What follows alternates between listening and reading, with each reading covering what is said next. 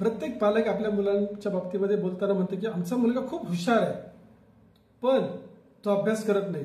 आमचा मुलगा खूप हुशार आहे, त्याचा अभ्यासात लक्ष लागत नाही. आमचा मुलगा तसं बघितलं तर खूप हुशार आहे, पण त्याला मार्क मिळत नाहीत.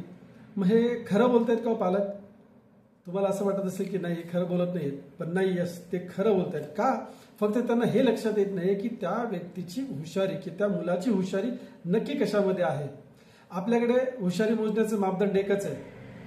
चाचणी परीक्षेमध्ये मार्क किती मिळाले, 6 महिन्यामध्ये मार्क किती मिळाले, किंवा वार्षिक परीक्षेमध्ये मार्क किती मिळाले, त्याच्या आधारावरती आपण ठरवतो की आपलं मूल हुशार आहे किंवा नाही आहे. पण जर समजा एखादा संगीतकार असेल तर तो हुशार नसतो का? तो कदाचित अभ्यासात हुशार नसेल पण संगीतामध्ये हुशार आहे. एखादी व्यक्ती खेळामध्ये प्रावीण्य मिळवते, ती खेळामध्ये हुशार आहे, परंतु अभ्यासामध्ये हुशार नाहीये. एक उदाहरण, खूप मोठं उदाहरण, बऱ्याच वेळेला, म्हणजे जवळपास आम्ही मागच्या 10 वर्षामध्ये खूप वेळेला हे उदाहरण दिले. सचिन तेंडुलकर शिकलेला आहे की नाही? सचिन तेंडुलकर शिकलेला आहे की नाही? बरेच लोक या बाबतीमध्ये असं बोलतात की नाही नाही, तो काही जास्त शिकलेला नाहीये. सचिन तेंडुलकर शिकलेला नाहीये. का? तर तो फक्त 10वी पास आहे कदाचित. बरोबर ना? 10वीची परीक्षा तरी फार उशिरा दिली बहुतेक. सो आपण म्हणूया की 10वीची परीक्षा दिली, 10वी पर्यंतच तो शिकलाय, त्याचं पुढे शिक्षण झालेलं नाहीये. सो सचिन तेंडुलकर शिक्षण पूर्ण झालेलं नाही.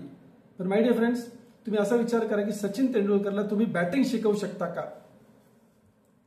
तो लेजेंड आहे, गॉड ऑफ क्रिकेट म्हटलं जातं त्या व्यक्तीला. मग समजा त्याने काय शिकलाय बेसिकली, तर बॅटिंग शिकलाय, आणि तो अशा पराकोटीला बॅटिंग शिकलाय की त्याला आपण आज गॉड ऑफ क्रिकेट म्हणतो. बरोबर आहे? एक महान फलंदाज म्हणतो. मग तो कदाचित इतिहास, भूगोल, गणित, विज्ञानामध्ये हुशार नसेल, परंतु क्रिकेटमध्ये हुशार आहे. तसंच कदाचित आपल्या मुलांच्या बाबतीमध्ये काय होऊ शकतं.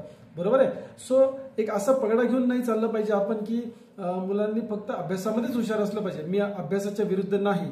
अभ्यासामध्ये तो हुशार असेल तर अभ्यासाच्या माध्यमातून त्याला जे काही पुढे करिअर देता येईल ते आपण निश्चित देऊया.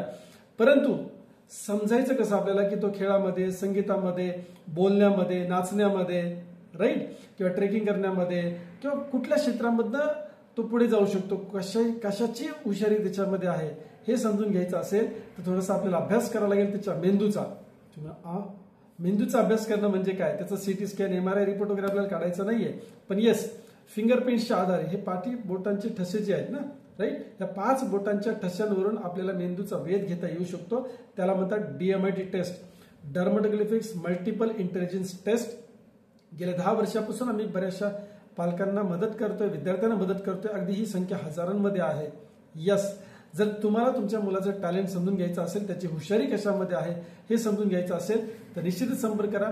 आम्ही तुम्हाला या बाबतीमध्ये मार्गदर्शन करू. धन्यवाद.